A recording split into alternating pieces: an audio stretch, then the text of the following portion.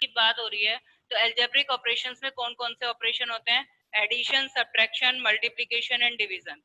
4 operation हम algebraic इसमें operations के अंदर लाते हैं। तो सबसे पहले अगर कोई भी फंक्शन है f real number two real number, g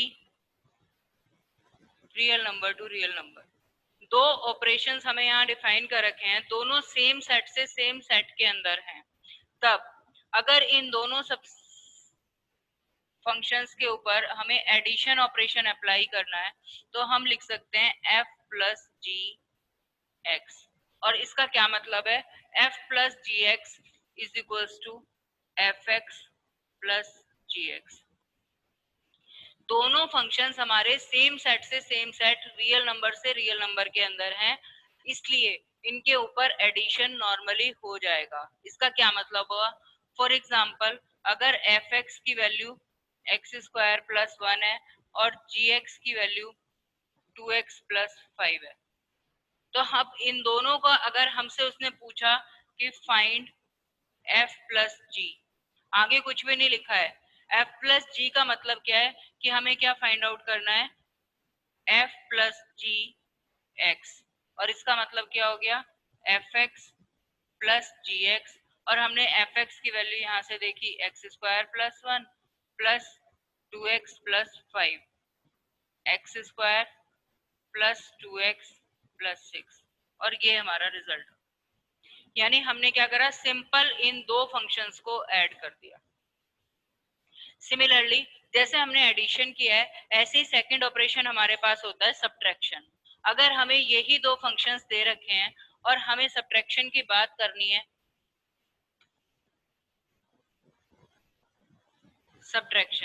subtraction के अंदर क्या होता है? अगर r से r में यानी सेम सेट से सेम सेट में दो फंक्शन डिफाइन कर रखे हैं तो f minus G x, F x minus G x. अगर यहाँ क्वेश्चन में g माइनस एफ लिख दिया जाए तो ये जी एक्स माइनस एफ एक्स, और दोनों की वैल्यू आपस में इक्वल नहीं होती। जरूरी नहीं है दोनों की वैल्यू आपस में इक्वल हो। क्यों? अगर आप इसी एग्जांपल को देख लेते हो, f माइनस जी एक्स की वैल्यू क्या आ जाएगी हमारे पास? X square plus 1 minus 2x plus 5, X square minus 2x minus 4। और अगर आप g माइनस एफ एक्स कर रहे हैं तब आपकी वैल्यू क्या आएगी? G x minus f x means g x हो गया 2x plus 5 minus x square plus 1, 2x minus x square plus 4। तो दोनों वैल्यूज आपस में डिफरेंट है, ये वाली वैल्यू इस वाली वैल्यू के इक्वल नहीं है। यानी कि अगर आपको f माइनस जी करना है या g माइनस एक्स करना है, आपको ये चीज बहुत ध्यान से रीड करनी पड़ेगी क्वेश्चन में क्या पूछा गया है। और इसका मतलब क्या है? जैसे हम सिंपल एडिशन सब्ट्रैक्शन करते थे, सेम वही चीज है, बस दोनों सेट्स को हमें जो भी डेफिनेशन है अकॉर्डिंगली वैल्यू सब्स्टिट्यूट करनी है। इसी तरीके से अगर हमें multiplication of two sets, two functions कह दिया जाए, मल्टीप्लीकेशन ऑफ टू फंक्शन। अब अगर हम बात कर रहे हैं मल्टीप्लिकेशन की, सबसे पहले हमारे को यही देखना है कि दोनों सेम सेट से सेम सेट के अंदर हैं। तो जब हम मल्टीप्लिकेशन की बात करते हैं एफ जी एक्स, इसका मतलब क्या है? एफ एक्स इंटू जी एक्स, और एफ एक्स इंटू जी एक्स, और यहाँ पर वैल्यू क्या हो गई? X square plus 1 multiplied by 2x plus 5, multiply करके जो भी आंसर आता है 2x cube 5x square 2x plus 5, ये आपका आंसर होगा। इसमें दोनों की वैल्यू इक्वल होगी, ये जी एफ और एक्स के इक्वल। जी एफ एक्स यानी कि प्रोडक्ट 2 इंटू 3 करो या 3 इंटू 2 करो, कॉम्यूटेटिव होता है, ये वाली वैल्यू इसके इक्वल हमेशा आएगी। इसी तरीके से division, division of two functions, लेकिन डिवीजन कब एप्लीकेबल होगा? व्हेन अगर आप कर रहे हो f x upon g x, यानी कि इसके अंदर g x must not be zero, g x की वैल्यू जीरो नहीं होनी चाहिए। और इसको हम रिप्रेजेंट कैसे करते हैं? एफ अपॉन जी एक्स, और इसका मतलब क्या है? F x upon gx x square plus 1 2x plus 5। इसी तरीके से अगर आप उल्टा कर रहे हो, g अपॉन एफ की वैल्यू कैलकुलेट कर रहे हो, तो यहाँ पर gx अपॉन एफ एक्स, इसका मतलब क्या है कि f x must not be zero, यानी कि 2x plus 5 upon x square plus 1। f upon g is also not equal to g upon f।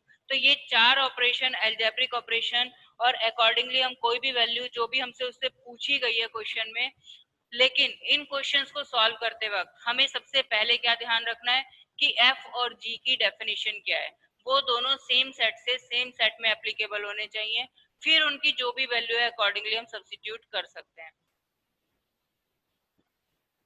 Now domain and range of the function.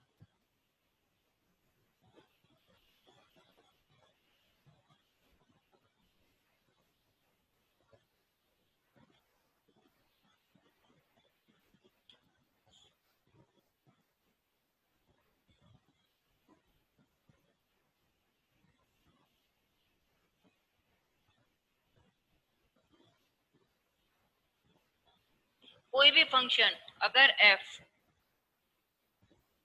a to b, तो जो ये a है ये तो कहलाता है डोमेन, और जो b है ये कहलाता है कोडोमेन। अगर कोई भी फंक्शन हमारा a सेट से b सेट के अंदर एप्लीकेबल हो रहा है,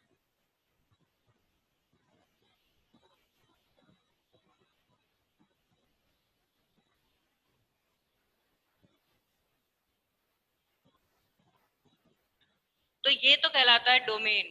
डोमेन यानी कि x की वो वैल्यू, अगर हम कह रहे हैं कि एफ एक्स, तो ये जो x की वैल्यू है, जो x की वैल्यू यहाँ सब्स्टिट्यूट की जाती है, ये कहलाता है हमारा डोमेन। ये पूरा सेट हमारा डोमेन कहलाता है।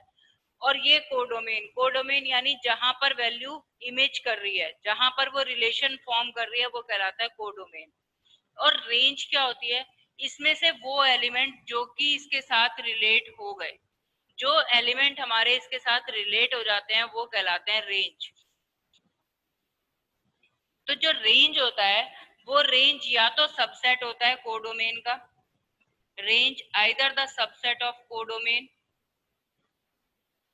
और range is equals to codomain.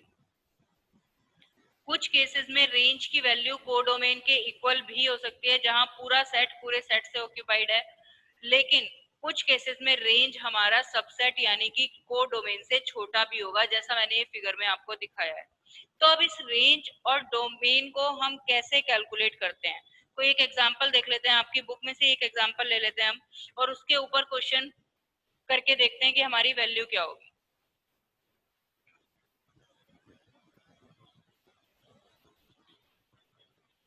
अब आपकी बुक में इसने क्वेश्चन हमसे पूछा है, find the domain and range of, दो क्वेश्चन दे रखे हैं इसमें। क्वेश्चन नंबर 2 के अंदर domain and range of f x is equal to minus mod x, and second question दे रखा है f x is equal to under root 9 minus x square. और बहुत इंपॉर्टेंट क्वेश्चन, इसी के ऊपर क्वेश्चन आ जाते हैं, जरा सी फिगर चेंज हो जाती है, यहाँ पर 9 माइनस एक्स स्क्वायर के बजाय 25 माइनस एक्स स्क्वायर हो सकता है, 16 माइनस एक्स स्क्वायर हो सकता है। एक ही तरह के क्वेश्चन और एक ही फॉर्मेट। यानी अब अगर हमें इन क्वेश्चंस को करना है तो इसमें हमें ध्यान क्या रखना है। सबसे पहली बात, आप यहाँ पर देखो कि एफ एक्स को इसने कहा, किस सेट के अंदर इसने इंडिकेट किया है। इसने कहा find the domain and range of the functions real functions. Real functions, what is the meaning of real function, कि f is such that from real number two real number. Real functions यानी r to r। अब हमारे पास जो set है, domain है, वो पूरा r real number. सबसे पहले ये देखो कि r में एक वैल्यू होती है जीरो। जीरो रखने से कहीं इंफिनिटी तो नहीं बन रहा। अगर हम इसका फर्स्ट पार्ट देख रहे हैं, f x is equal to, zero रखने से यहाँ इंफिनिटी तो नहीं बन रहा।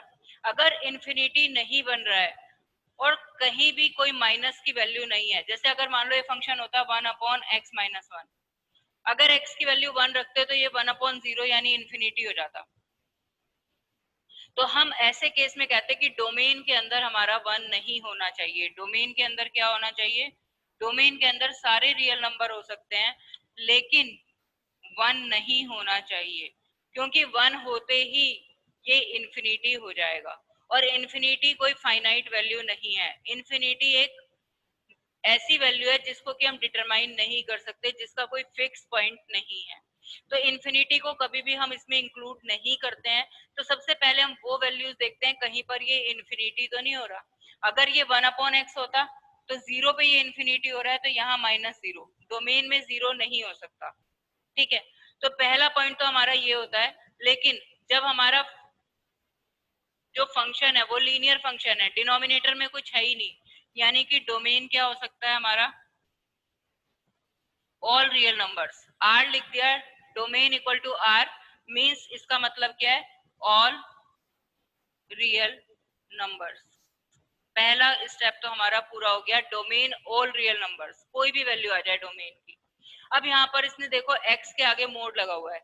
रियल नंबर्स में हमारी नेगेटिव पॉजिटिव सारी वैल्यू होती हैं। अगर हमने प्लस की वैल्यू रखी तो 0 रखा तो 0, -0 और +0 से कोई फर्क नहीं पड़ता। लेकिन अगर हमने 1 रखा, -1 में कन्वर्ट हो गया क्योंकि मोड के बाहर माइनस है। 2 रखा, -2 में कन्वर्ट हो गया। -1 रखा तो भी -1 आएगा क्योंकि इनके बाहर एक माइनस और है। अगर हम -2 रख रहे हैं तो भी वैल्यू हमारे पास क्या आएगी? -2।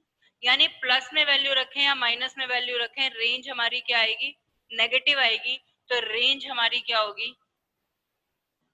Real number, all negative real numbers, all negative real numbers with 0 plus इसके अंदर 0 भी होगा। 0 को हम ना तो नेगेटिव में काउंट करते हैं ना ही पॉजिटिव में, इसलिए हम 0 को अलग से इसमें इंडिकेट कर देते हैं कि 0 भी इसके अंदर इंक्लूडेड है।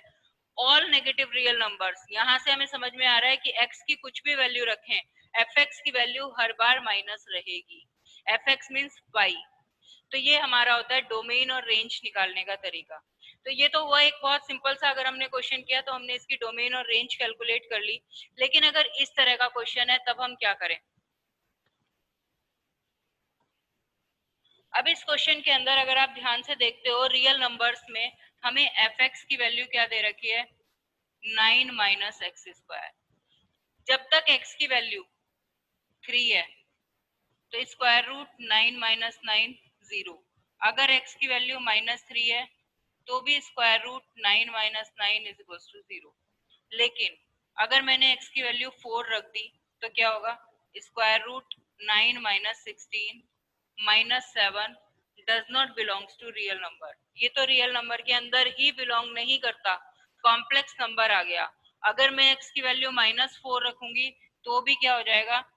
9 - 16 -7 does not belongs to real number. यानी कि रियल नंबर जो मेरे यहाँ से शुरू हो रहे हैं, -5 -4 -3 -2 -1 0 1 2 3 4 5 एंड सो ऑन, तो इसमें जब तक मेरी वैल्यू यहाँ से यहाँ तक है तब तक तो ये वैल्यू रियल नंबर के अंदर आ रही है। जैसे ही इसके बाहर निकलती है तो ये रियल नंबर नहीं होती। तो डोमेन मेरे पास क्या आएगी? डोमेन मेरे पास आएगी -3 से 3। -3 भी इंक्लूडेड है, 3 भी इंक्लूडेड है, और इसके बीच की सारी वैल्यूज, चाहे कोई डेसिमल की वैल्यू भी रख लोगे तो भी इंक्लूडेड हो जाएगी। अगर आपने -2.5 भी रखा है तो -2.5 भी एक वैलिड वैल्यू है और उसका भी एक रियल नंबर होगा। तो कोई भी वैल्यू रख सकते हैं, डोमेन हमारा ये होगा। ठीक है, लेकिन जब हम बात करते हैं रेंज की, अब बात करते हैं इसकी रेंज की, तो रेंज हम कैसे कैलकुलेट करेंगे? रेंज का मतलब होता है कि ये y, अब देखो y की वैल्यू यहाँ पॉजिटिव है, सिर्फ पॉजिटिव है, यानी y is always greater than 0। इसके आगे प्लस माइनस का साइन नहीं है, यानी y की वैल्यू हमेशा ग्रेटर देन 0 या इक्वल टू 0। इक्वल टू 0 हो सकती है या ग्रेटर देन 0। अब इसके बाद मैंने कहा कि y is equal to square root 9 - x², y square is equal to 9 - x², x square is equal to 9 - y² and x is equals to square root 9 minus y square with plus minus sign. X की value तो मैंने positive भी रखी थी क्योंकि मेरा domain क्या था, -3 से 3। एक्स की वैल्यू जब स्क्वायर रूट लेते हैं तो प्लस माइनस में आता है, यहाँ से प्लस माइनस हमने नहीं हटाया, क्वेश्चन में ही वैल्यू सिर्फ प्लस की दे रखी है।